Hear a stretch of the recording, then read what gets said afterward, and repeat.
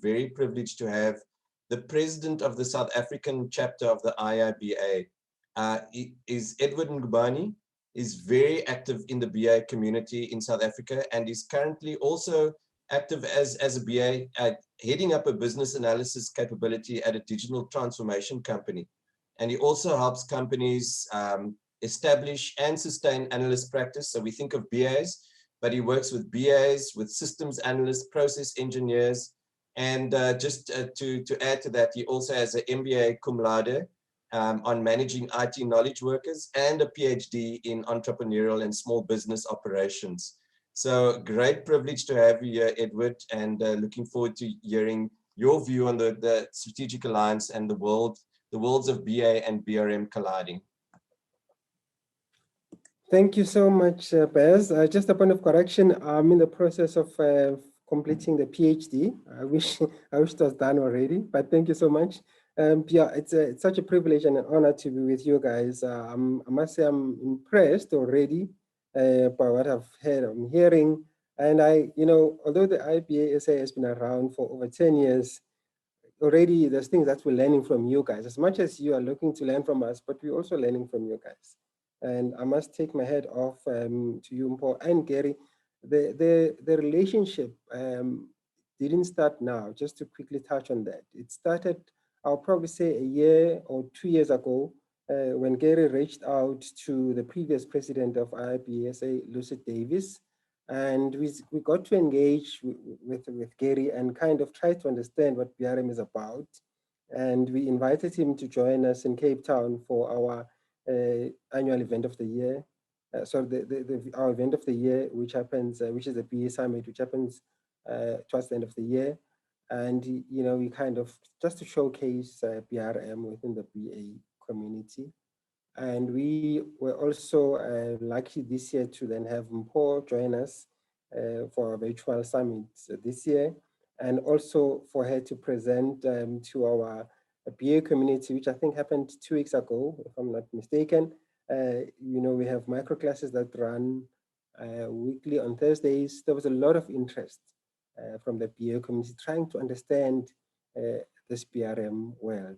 So already that shows that the relationship, that alliance that we're talking about is already existing.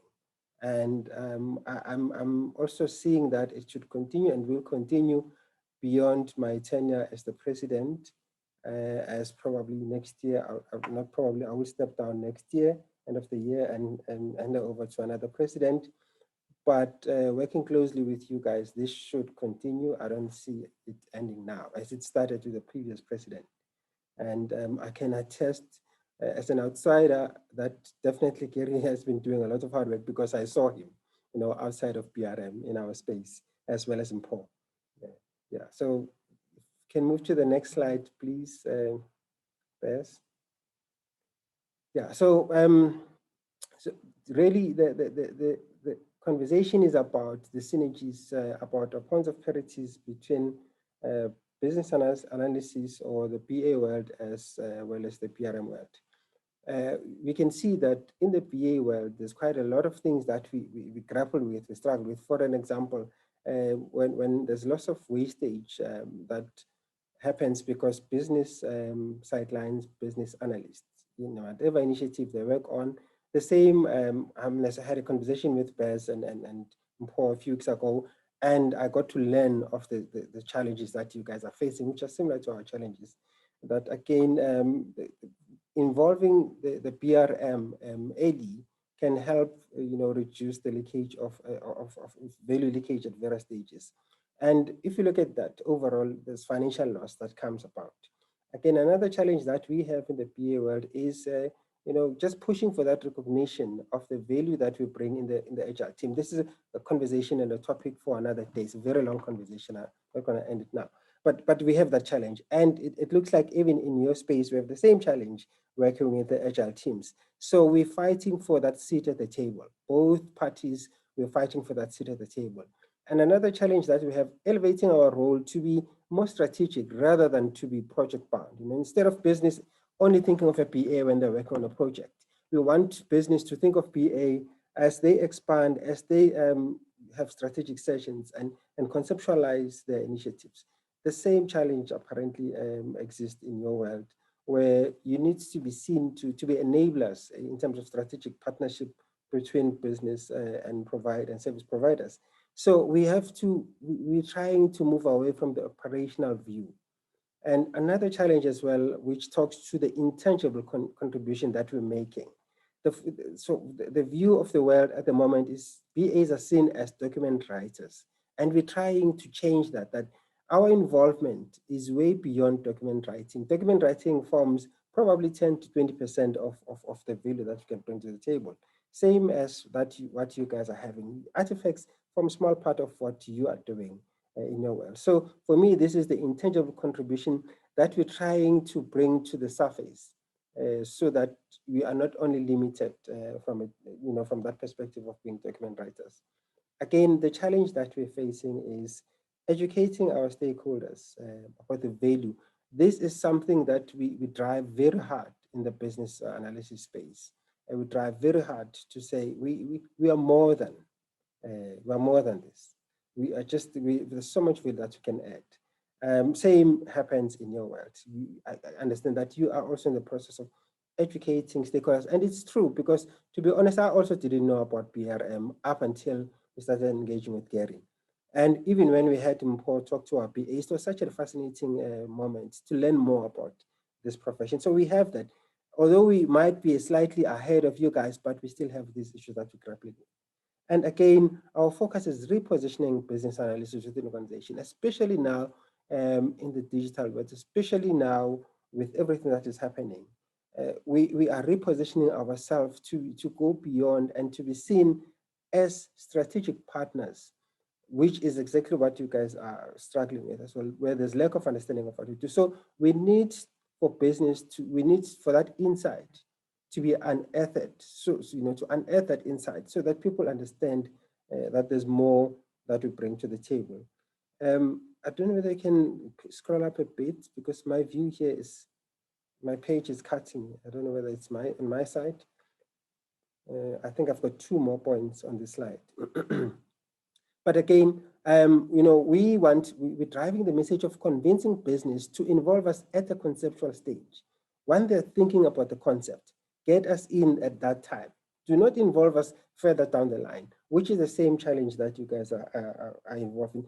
And in that way, we will ensure that the expenditure, the project, the amount spent in the project is spent wisely, because there are things that we can put in place in terms of has the business cases, for an example, have these things been done?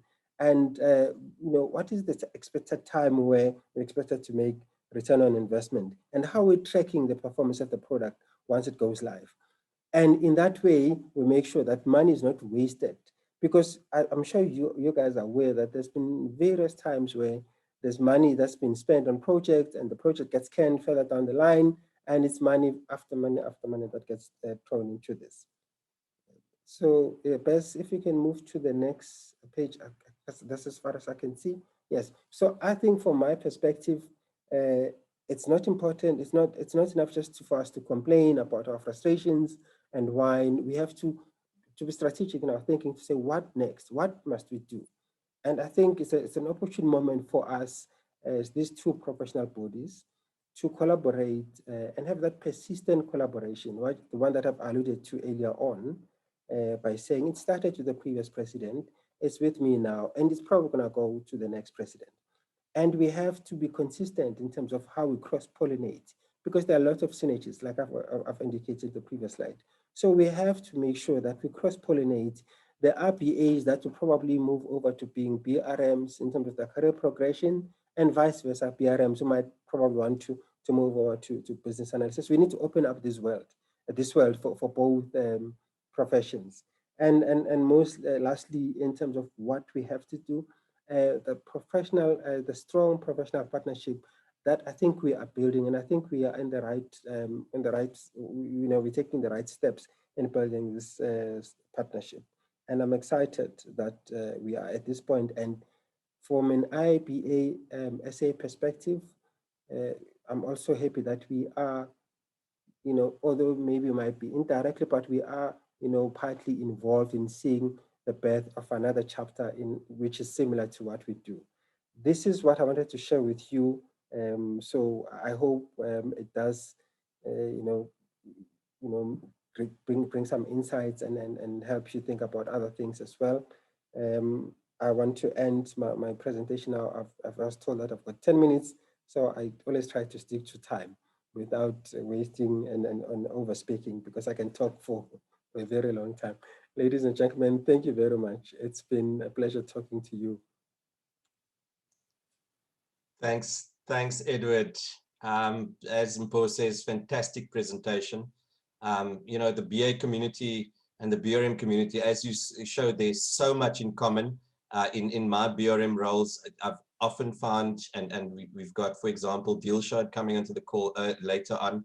The people that come from the BA community really get the BRM practice. And like you said, vice versa. So really excited about the opportunities there. And thank you so much for taking the time to come on and present.